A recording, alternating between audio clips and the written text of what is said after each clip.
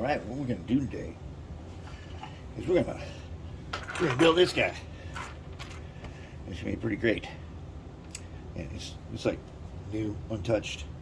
It's all apart here, and we're gonna see if we can actually get a TCS Cat 22 in there.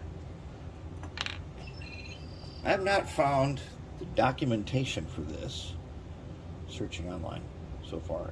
I got documentation for 24, not 22, but based on these colors, which we are well familiar with, I'm pretty sure we can figure this out. This is a 2 function, so that means I'm guessing that the purple and green don't do anything, just like our Digitrax 2 functions. But this is a big one. It's got to keep alive in it. We got to figure out how we're going to stuff that in there. That's going to be a tricky business, because it does not go right there. It's too wide. So we have to figure that out. That's no problem. Right off the bat, though, let's go ahead and take our pliers. Take this frame. Let's just remove the light bracket, since we're not going to be using that. Okay. Here's the motor. Small jet motor with flywheels. Truck's ready. So what we gotta do now, first thing, I need to polish the wheels. Then I want to do our magic to the ends of them, where we paint them. Possibly we're going to paint them with the texture paint. I believe we're going to use Stirland on it. We're going to use Stirland mud on that, so it looks really nice. That's probably our favorite paint for the ends of them.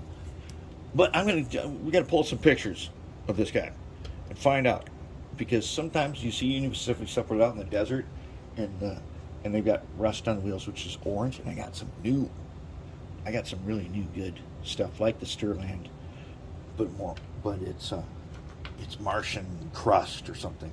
That'd be really cool too.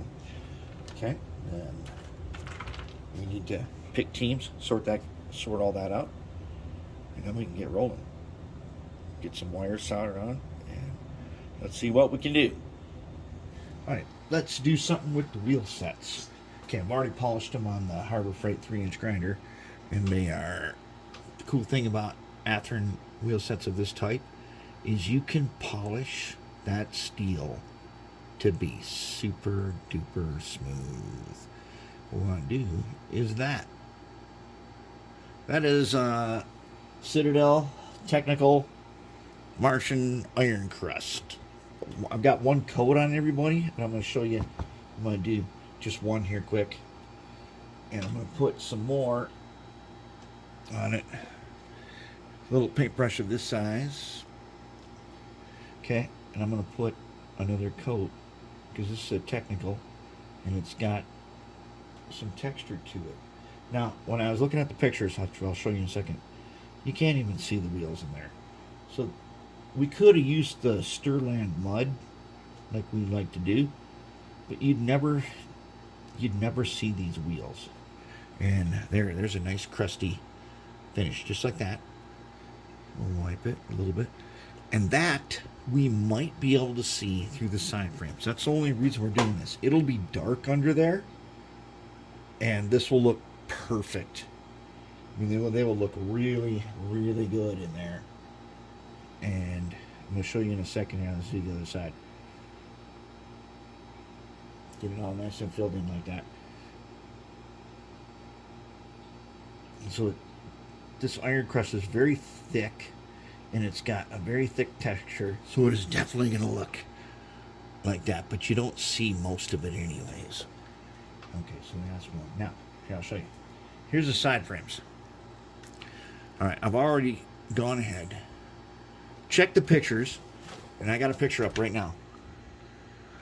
As you can see, they look as if they are gray, but they're not.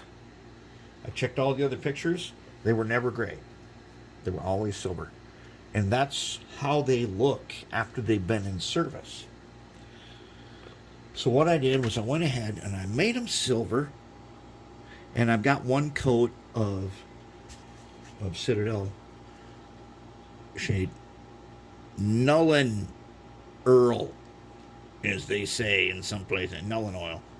Okay, I've got one coat on here. I'm going to put another coat on till I can get close to what you see there. That's what we're going for. And we're going to be able to do that by making them silver first and then detailing them out so that they look like that. Now, I'll show you something else.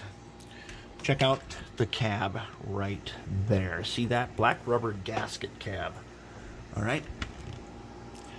So, that means we get to take our one of these artist pens, and they're not always Faber-Castell. I got many different brands, but the one you want is the B for the brush. And as you can see here, I've already done one window. All right. So what you do is you take the B brush, you find a window, and then you're going to let's do this front one. Even though, as you can see, that guy does not have front windows, but we're going to keep front windows. Okay.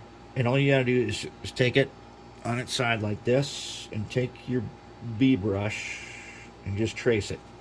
Don't worry about the little bit of extra that you see, because when we panel line this, you're not going to see that. And you go around, okay? You try to bring it in flatter. And flatter. And as flat as you can. And you get that. Let's see if we can't do this guy. Now that you can turn it the other way, but you're kind of risking getting a bunch of over paint that you don't really want. And then you can do this too. You can go on the inside of them, because these windows fit into these sockets, and I can go around and I can paint them with the pen here. And that's really easy. And I can just keep on doing that, because then the windows fit in there. You see, you can already see some mistakes on that one. But once I get the panel line on her, that's going to disappear. So that's where we need the cab there. And, okay, so now doing some research. There's 1870. And this guy is 1870. It says DS on it. Now, according to UtahRails.net, the DS means diesel switching pool. So this here is probably in a deadline, because as you can see there, the all-weather window is kind of broke out. If you can see that. Oh, no. How about we go back out again? Let's go out. Okay. And it's a TR5. It is not an SW7 or SW1500. It's a TR5. And I don't know if we're actually going to do this, but I have made here in my hand,